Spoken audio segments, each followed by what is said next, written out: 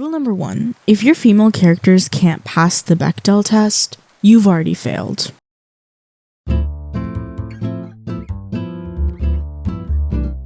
Hey everyone, it's Cloudy, and in celebration of International Women's Day, I thought I'd make a video on how to write a good female character. Now, this video is meant to be informative and analytical, looking at the best examples of female characters throughout media that I've consumed and seeing what makes them good. But at the end of the day, this video is my educated opinion. If there is something you don't agree with, that's fine. You're allowed to have different opinions or disagree with me on this. Alright, without further ado, let's get started. I'm gonna be honest, I deliberated a lot when I was writing this list out on how I wanted this video to go, about how I wanted to talk about female characters, and how to introduce the ideas. So I split the video up into 3 main ideas or 3 main tips, and examples accompanying each tip. Each tip is meant to be used alongside other things, as well as plot and character development to create a good character. No one tip is the most important, and you'll have to see where they fit in with your character and with the storyline. So, having said all that, let's get started. Give your character flaws. Make it so your character has problems, visible issues that she has to deal with that affect her character in a noticeable way. And when I say flaw, I mean a flaw. Don't do what YA novels do, where the flaw is that she's clumsy in a cute way, or that she's short or only wears hoodies or whatever. Make her arrogant, make her brash, make her difficult to deal with. Let your female characters be problematic, or rude, or loud. The Good Place is a show that has 2 great examples of well-written female characters. Eleanor and Tahani are very complex characters, and also very, very flawed characters. Throughout the show, Eleanor struggles with her brash and self-centered personality, dealing with her trauma and her internal problems and her past, and works towards being a better, selfless person. Her goal is to improve her character, and even though at the end she still has flaws, she's able to become a better person. Tahani is another great example of an extremely flawed character. She's very arrogant and self-centered. Her main flaw is her pride, but throughout the show it is revealed that her arrogance is actually a mask for her insecurity that was caused by her upbringing and her rivalry with her sister. She's able to eventually become less judgmental and arrogant, and is able to resolve her issues with her sister. Again, while she still has flaws, she's able to grow and improve as a person. Additionally, Tahani's relationship with Eleanor allows her to self-reflect, as Eleanor is one of the only people that can call her out. The friendship between Tahani and Eleanor is also a great example of a genuine female friendship, complete with the lesbian undertone. By the way, they also passed the Bechdel test. Making sure you add flaws to your character is incredibly important, especially in the case of female characters. So often, women aren't allowed to have any flaws, except ones that are meant to make them more appealing. Let your female characters be flawed individuals. It allows for character growth and development. And if you want to make your character clumsy, you can, but make her really clumsy in a way that is detrimental to her and her life. Make it so that her clumsiness makes her miserable at times, and it's something that she genuinely gets upset by. Same thing with a character being shy. Make it so that that shyness makes her anxious, makes her socially inept, makes it so that she can't form good relationships with people. Give people flaws that act as deterrents or obstacles in their life that affect them personally or affect their relationships. For example, using myself, a woman, one of my biggest character flaws is that I am incredibly stubborn. Like insanely so, to the extent that it is a detriment to my life. It has actively caused so many problems for me. Another flaw I have is that I'm incredibly brash and argumentative. Your character's flaws should be detrimental to them as people and should cause issues with themselves, with their environments, achievements, goals, and relationships. Flaws should make or break your character. Take a character like Katara, for example. She's a character that has a lot of flaws that affect her personality, but ultimately those flaws add to her character, and then she grows and improves as a person. her flaws make her character. On the other hand, you have a character like Azula, whose flaws are her pride and her arrogance. She believes that she is a prodigy. She is better than others. Her flaws involve her cruelty and her selfishness, and her trauma that she has with her mother and being afraid of being treated like Zuko. Ultimately, her flaws and problems break her character. So the first tip, if you want to write a female character, is to give her flaws that will make or break her. Oftentimes in media, writers have an aversion to making women be feminine. The entire 2000s trend of not like other girls was created as a way to look down on women who were more feminine. In most forms of media, being a woman is discouraged. The more masculine you are in your interests and desires, the better. However, you still have to fit this beauty standard alongside being one of the guys. The trope of guys girl and girls are so much drama is exactly this. It's this idea that being feminine makes you conceited, makes you stupid or mean. It's why the stereotypical mean girl in every YA novel or early 2000s movie is a feminine girly girl type of character. Femininity in media is often villainized and seen as a bad thing.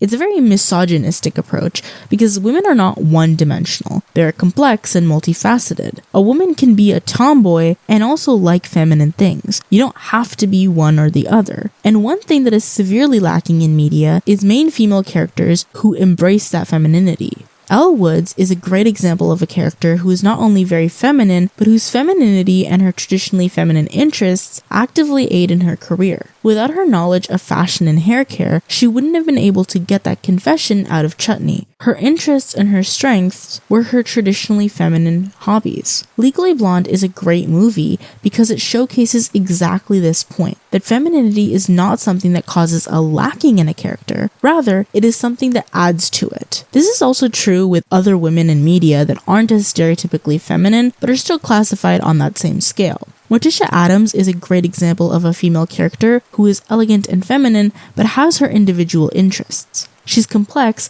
and she has the exact opposite effect of someone like Elle. These two characters are two ends of the femininity spectrum, and it's important to note that femininity has many versions and appearances. By letting your characters be feminine, you're allowing them to exist as women without their existence constantly needing to be validated because they aren't like other women or through male validation. One of the most, in my opinion, compelling scenes in Avatar in regards to Toph's character is when her and Katara go to get makeovers, and she sort of softens that hard exterior a little bit. She is a badass, but she's still able to be feminine in that moment, and I've always appreciated that. I think we need more badass female leads who are feminine or on that spectrum because so many young girls start to hate their own gender and hate traditionally feminine things simply because it is depicted as being something negative. And this starts a trend of internalized misogyny and hatred of yourself.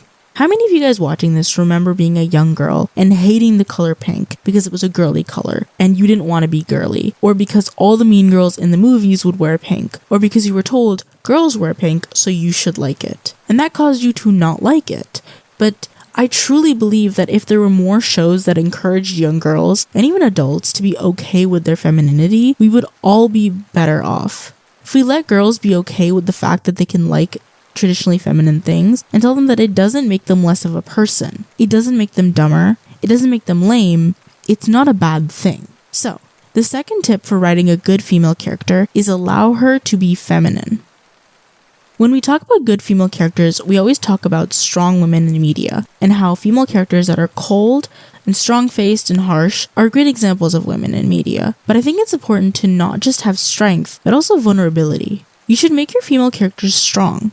Let them be harsh, let them be cold and tough, but also allow them to be vulnerable. Allow them to peel back that tough exterior so that they can be emotional or human. I think unfortunately women are so often characterized as being emotional, so the default for making a strong female character is to make her not emotional, make her the exact opposite. But in order to write a good character, you need to have balance and nuance.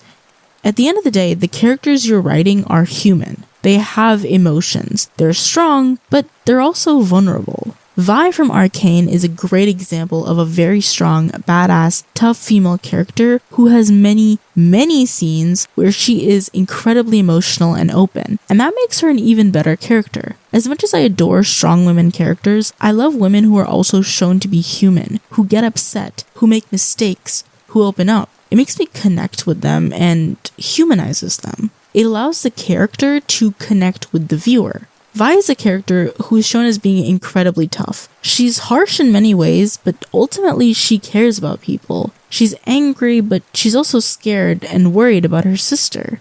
Overall, she's a character that showcases what it is to be human, to make mistakes, and to be vulnerable. One of the arguably most iconic female heroines in horror is Ripley from Alien. She is a certified badass who is resourceful, confident, smart, and a survivor. She's the perfect example of a strong, take no shit type of female character. But there are many instances where she was shown to be vulnerable, where she was questioning herself, where she was afraid, but she took that fear and she turned it into the weapon of her survival. When you write a strong character, you have to also be aware that beneath that strength lies weakness. And to be a good writer, you need to show that weakness and show your character as human. Your characters should be as complex, nuanced, and three-dimensional as a human being. Honestly, take the people around you. Think of the strongest person, the strongest woman you know, and write her as a character. And then think of a moment where she has been vulnerable to you, where she has been just a human, and then write that. Someone strong being vulnerable doesn't make them less strong. It makes them stronger, actually. So the final tip for writing a female character is make her strong, make her vulnerable, make her human. Now that we've gone over the 3 tips for writing a female character and complex and good female characters, let's talk about female relationships and how to write good, strong friendships and relationships between women. Earlier, I brought up the relationship between Eleanor and Tahani, and I think that's a good place to start. Get it? Good place? Moving on. Because the best friendships are the ones where the two people are able to call each other out and hold each other accountable. When we talk about girl code, right, there are a few things that come up. Number 1, have each other's backs. If you have a pad or tampon and someone asks for it, you gotta give it up. Be there for each other through sun and through rain. But also, alongside that, if your friend has done something messed up, then as a good friend, you have to call them out on that. Part of having a strong relationship is being able to say things like, hey, that wasn't cool, or I think what you did is messed up. Communication is key. Additionally, I want to bring something up. A lot of times when we see women being friends in media, it's superficial, it's filled with drama, or it's just talking about men. But most women in friendships don't do that. If you're having drama in a friendship or it's superficial, that's between you and that other person. It has nothing to do with women and everything to do with the individuals. Women aren't dramatic or superficial. They're stereotyped as being that way, when in actuality, female friendships are some of the most important and some of the strongest bonds that you will see. If you have a close girlfriend, that person is your ride or die, truly, and nothing comes close to that friendship. Also, most girls don't talk about guys when we hang out. We talk about our lives, we talk about work or classes or school, we talk about shows or books, we talk about our traumas, our pasts, our experiences, and our insecurities. We get deep with it, and not that girls don't talk about crushes or guys or romance, but that's not nearly as common in strong, deep relationships between women as the media depicts. Relationships between women are truly a bond that transcends a lot. Because for a lot of women, our friends are the only ones who understand what we go through, who deal with similar things. We're connected through labor, through rage, through sadness, and through happiness. Because truthfully, as women, other women are often the only people that we are truly connected with. So if you're going to write about a relationship between women, whether that be platonic or romantic, you should know that it's truly a deep, deep thing. It's domestic, it's intimate, it's love in the most unconditional form. Thank you guys so much for watching this video. I hope you learned something. I hope this helped in your writing. My Ko-Fi and Instagram links are in the description box. Leave a comment, tell me what you think about this, tell me if this helped, tell me if you agree or disagree. As always, please remember to like and subscribe if you enjoyed the video and if you want more videos like this, and I'll see you all in my next one. Bye!